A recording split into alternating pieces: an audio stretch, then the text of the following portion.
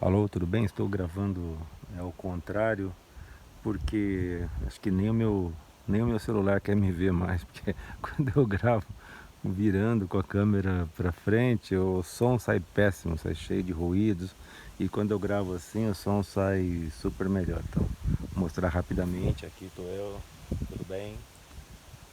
Legal. É, ele não. O som fica horrível, fica cheio de chiado, e eu tô sem o fone de ouvido para gravar agora. Mas eu queria falar uma coisa, talvez rápida, sobre essa questão do culto ao banditismo, né? Ou à bandidagem, ou ao comportamento gangster, fora da lei, miliciano, né? Paralelo ao que é correto, a, as leis, a sociedade, a civilização, ao governo, aos ônus e os bônus da civilidade. Isso para mim serve como um mecanismo de medição, né, de uma mudança de paradigma social.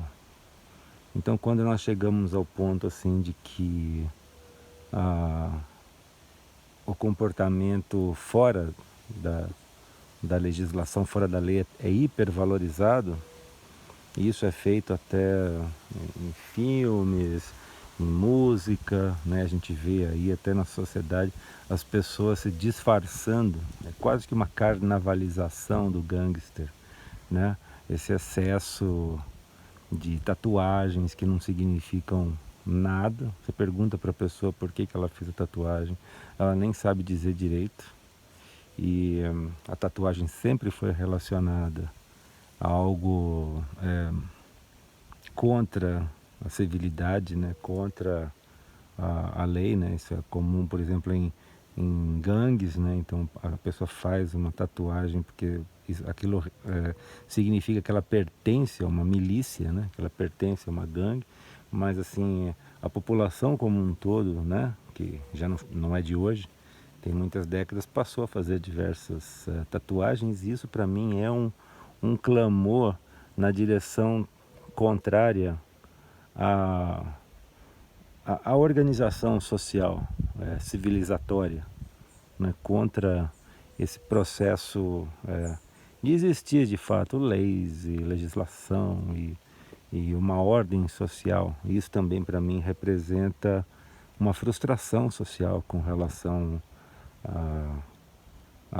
às leis, aos poderes, né, ao legislativo, ao executivo, ao judiciário, aos políticos, né, trazendo essa questão de que todos são corruptos, todos são ainda mais bandidos, né? Então, o máximo que se pode evitar a lei, o máximo que se pode evitar, por exemplo, pagamento de impostos, é, taxas e controles governamentais, melhor, né?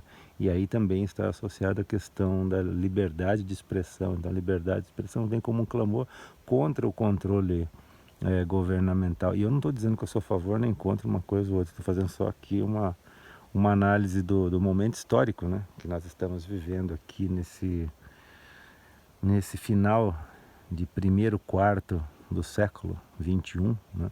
Estamos chegando ao final do primeiro quarto, né? Como se fosse um tanque de combustível. A gente já chegou ao 3/4 dele, né? Você vê que interessante como passa rápido, né? 3/4 faltam ainda para acabar o século. E mudanças muito interessantes têm ocorrido nesse sentido do enfraquecimento óbvio, né, das instituições governamentais, e um processo até purulento, canceroso, até vamos dizer assim, como um tumor que nasce dentro e de dentro para fora tem um processo de se amotinar contra essa organização social, saindo fora do controle governamental extremo, que para mim a representação maior atual é a China, né? China comunista, a República Popular da China, que é de um extremo controle social, e isso a gente vê o Brasil se se polarizando nesse sentido, de uma estrutura governamental mais forte e, para mim, com um apoio discreto, indireto, mas forte desse bloco da China, né, que se representa pelo BRICS, né, eu acho, né, então, porque tem outros países que estão polarizados aparentemente de uma maneira diferente, né. Eu não sou um grande entendido nisso, não acompanho todas as marolas desta grande desse ir e vir, né, deste processo todo. Mas o outro lado seria o decadente Império Americano, né, representado aí por uma sucessão de presidentes que oscilam entre os lesados mentalmente, né, sem capacidade, provectos, né, sem capacidade nem assim para levar uma vida cível, né, sozinhos, sem assistência geriátrica. E os alucinados, né, que representam a destruição do próprio governo, né, os alucinados que querem, na verdade, a extinção do governo. E aí para onde vai o poder? Porque o poder não vai ficar vago, né? Nós não vamos caminhar para uma anarquia onde as pessoas vão votar por tudo que elas querem ou não querem, e nós no final das contas vamos ter aí uma democracia digital. Isso não vai acontecer. Eu acho que é justamente o contrário, que é a concentração brutal de capital e, consequentemente, poder, mais do que capital, poder, né? Poder social dos bilionários e daqueles que estão por trás dos bilionários, porque muitas vezes estes bilionários podem até ser apenas garotos propaganda de um processo maior, porque normalmente o verdadeiro poder está por trás. O verdadeiro poder é aquele que não aparece na mídia, é aquele que não dá manchete, que ninguém fala muito, né? E então eu vejo assim com olhos desconfiados esses grandes bilionários midiáticos, né, que são aí esses 3 ou 4, né, Bill Gates, Jeff Bezos, Mark Zuckerberg, Elon Musk, aquele outro lá do Alibaba, enfim, o do Nvidia. Tem aí esses daí que aparecem e dão entrevista, todo mundo quer saber o que eles acham. Eu não sei, assim, pode ser que eles tenham realmente poder, pode ser que eles sejam apenas os representantes de algo mais forte, maior, que é onde de fato está a concentração do poder. É claro que eles vão ser extremamente bem pagos, porque o que me chama a atenção disso é como eles mudam de opinião. Subitamente eles mudam de opinião, assim, quase como de uma maneira.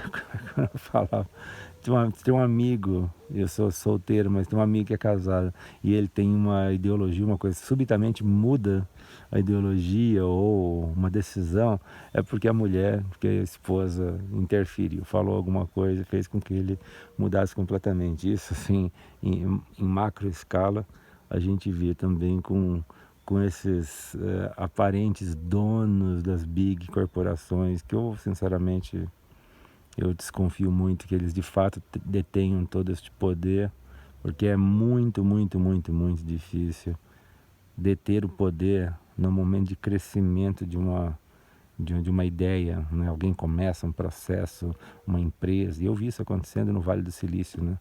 A pessoa cresce, começa a ter uma empresa, começa a angariar poder e capital, logo vem alguém e compra, vem uma outra maior e compra, ou no processo de crescimento ele tem que abrir mão, né, a pessoa lá, o fundador tem que abrir mão de uma boa parte da empresa, ou de tudo, enfim. É muito difícil. Eu acho que, assim, você vê assim, casos de pessoas que começaram com ideias simples, singelas, né, como o Facebook, e aí ele cresce e continua sendo dono de tudo isso, ou a Microsoft. Eu desconfio. Eu desconfio fortemente, né? Que nem aquele negócio da Microsoft que depois de muito tempo, né, que a gente já sabia que tinha aquela história, aquela lenda, né, que eles tinham uma empresinha de software e aí a IBM chamou eles para ver se eles fariam o sistema operacional para os computadores pessoais que a IBM estava querendo fazer, porque a IBM não tinha interesse em ganhar dinheiro com software, mas ganhar dinheiro com a máquina. E ele chamou meia dúzia de hippies lá, de barba e cabelo comprido, para fazer o sistema operacional, e eles nem isso faziam, compraram de outra firma um sistema operacional que era para videogame, adaptaram, venderam. Isso tudo é muito bonito de se escutar, mas é um conto de fadas, né?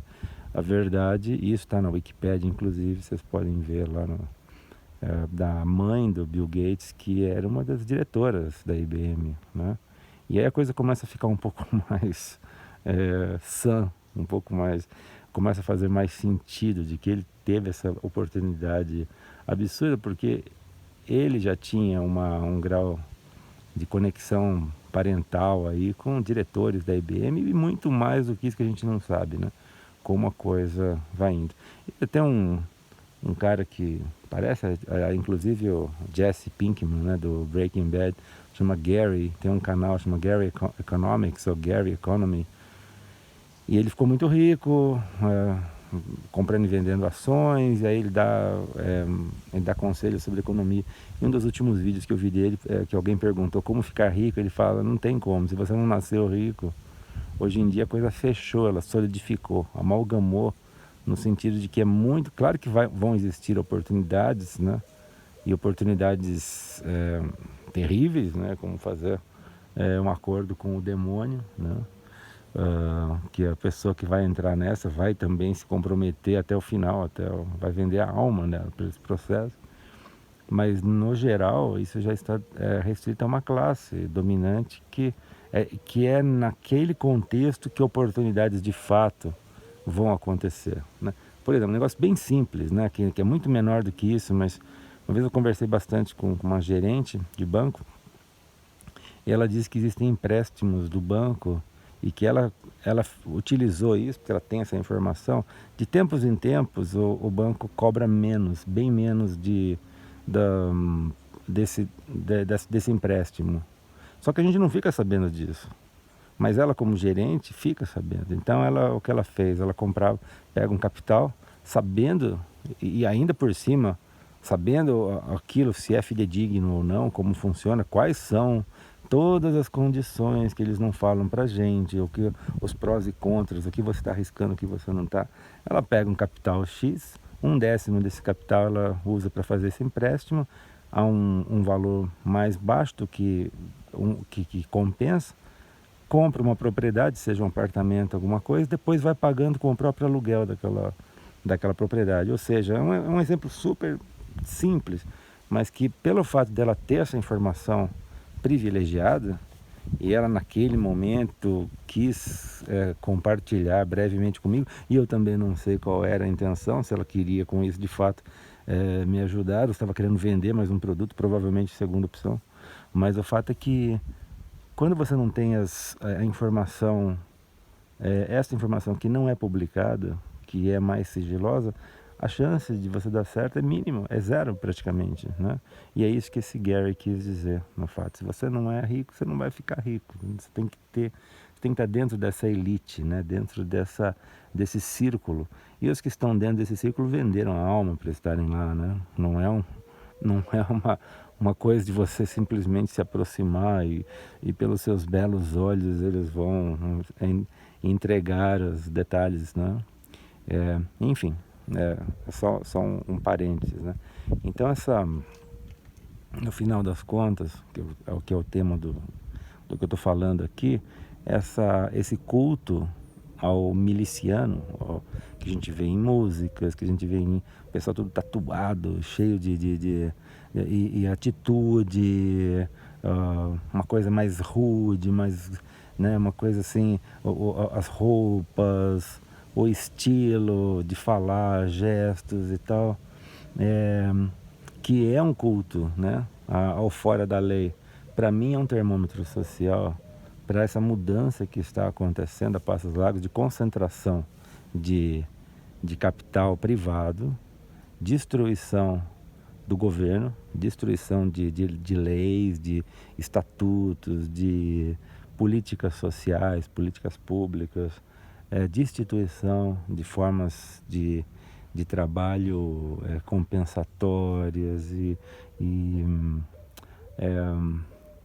ah, enfim, todos os detalhes da cidadania, né, destruindo, né, então a educação grátis ou saúde grátis, tudo isso é até debochado pelo povo, inclusive aquele que necessita, né, desse processo. E essa destruição da cidadania e o surgimento, ao invés do cidadão, do cliente, né, do cliente que vai ser, no final das contas, cliente de todos esses processos que antes eram governamentais, passam a ser privados. Isso, para mim, reporta, né, ao surgimento de um novo estado feudal, né? Um feudalismo digital, um feudalismo conectado, né? Das redes sociais, das grandes plataformas que passam a concentrar todo o poder, né? E o lucro maior, como diz lá o Yannis Varoufakis, que escreveu o livro Tecnofeudalismo, né? Que é o rentismo e o lucro, né? É como uma grande balança histórica que ao longo de todo o processo, né, da humanidade sempre oscilou entre o que dá mais retorno, que é alugar, ou lucrar, ou ter um processo capitalista de lucro, né? Então o industrial que faz um processo, que faz um produto ou até um serviço e tem um lucro sobre aquele, que agrega um lucro, e aquele lucro vale mais a pena do que o sujeito que aluga o salão, as máquinas e todo o processo onde aquilo é feito. Então, quando o lucro passa a ser maior no rentismo, nós estamos migrando para um processo similar ao feudalismo, que o feudalismo era um grande aluguel, né? O senhor feudal era dono da terra. E dono da terra ele alugava, né? Ele cedia momentaneamente aquela terra para plebeus e vassalos, tal, que iriam explorar aquela terra e dividir, né, o lucro daquilo com o senhor feudal, que não faz nada, a não ser o fato dele ele deter aquele processo. Então, eu acho que existe uma similaridade do feudalismo medieval com essa nova forma de redes sociais, onde essas redes sociais, elas basicamente alugam a visibilidade dos capitalistas, né, dos industriais, dos que criam algo, né, um serviço, um produto, mas tem que alugar aquela rede social para que eles sejam vistos e possam vender os produtos. Então, esse processo de rentismo suplantando o processo de lucro faz com que mude o paradigma social como um todo, indo justamente nessa direção do feudalismo, de um novo tipo, né? Obviamente que vai ser um feudalismo vai ser um tipo de feudalismo diferente, né? Mas inclusive esses grandes, né, bilionários também comprando terras, né? Comprando terras e detendo esses recursos que no final das contas nós, como seres humanos, precisamos, né? E sempre precisaremos enquanto humanos formos, né? Como por exemplo água, terra, ar, terra fértil, né? E assim por diante. Tudo isso está sendo... A gente sempre tem uma tendência à distopia, né? Uma visão distópica de tudo isso que está acontecendo, e eu não sou exceção. Acho que tem uma grande indisposição social quando a gente vai na direção de algo estratificado, né, imutável, como algo similar ao feudalismo, né, que é o que nós vemos atualmente, né, por várias frentes, né, que nem esse Gary, né, que é um trader, né, que mexe com compras e vendas de ações e commodities e tudo mais, dizendo que não tem como mais, né, que fecharam-se as portas, que é impossível, é praticamente impossível, teria que ser um milagre para que a pessoa ascenda socialmente, né? Que saia de uma casta e vá para outra. Isso é típico, né? Do processo da época feudal, onde era impossível um, um, um plebeu se transformar num nobre, né? E quando aquilo começou a ser a venda de títulos e os processos de lucro começaram a crescer com os burgos, né, entre os feudos que se transformaram nas primeiras cidades e os bancos, né, que ficavam lá os burgueses que trocavam dinheiro e mercadoria, moedas e metais preciosos, que aí vem os burgueses, né, que se transformaram nos capitalistas, e aí aquilo passa a dar um lucro que é cada vez mais interessante, e eles compravam os títulos de nobreza, então uma pessoa podia comprar um título, e aí isso para mim também representou naquela época o rompimento daquela sociedade, indo na direção de uma sociedade capitalista. Nós estamos vendo o movimento retrógrado agora, né? Esse ir e vir, né, da história da humanidade, indo na direção de um processo feudal. Enfim, inclusive que casa com algo mais assim do obscurantismo, né? Do pensamento não científico, do negacionismo, e a própria ciência, que isso se fala pouco, ela se corrompeu de dentro para fora também, com a corporatização da ciência e as empresas e os grandes interesses econômicos patrocinando estudos científicos que são completamente voltados ao interesse daquele grupo. E isso faz com que a ciência perca sua legitimidade, perca sua independência e faz com que as pessoas desacreditem ainda mais do processo científico, né? E aí cai-se novamente nesse obscurantismo religioso, né? Fundamentalista que nós vemos, o que aumenta o dogmatismo e a violência social. Então, enfim, eu acho que é isso. Só queria falar sobre essas coisas, acho que já falei até demais. Até um próximo momento. Um abraço, até mais. Até mais.